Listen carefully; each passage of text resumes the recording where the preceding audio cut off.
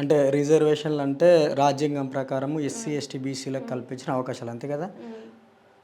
అది actually reservation కాదు. అది రిజర్వేషను ఏంటిది అంటే ఒక వ్యక్తి శ్మశానంలో శవాల్ని కాల్చుకుంటూ అక్కడే ఉండడం రిజర్వేషన్.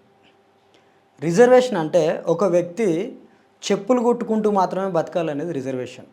రిజర్వేషన్ అంటే ఒక వ్యక్తి కుండలు చేసుకుంటూ మాత్రమే బతకాలి, లేదంటే వాళ్ళు వదిలేసిన బట్టలు ఉతుకుతూ బతకాలి. ఇది రిజర్వేషన్.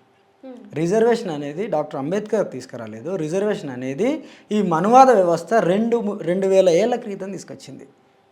ఈ దేశంలో రిజర్వేషన్ అనే ఏకైక వాస్తవం ఏదైనా ఉందంటే అది కులం.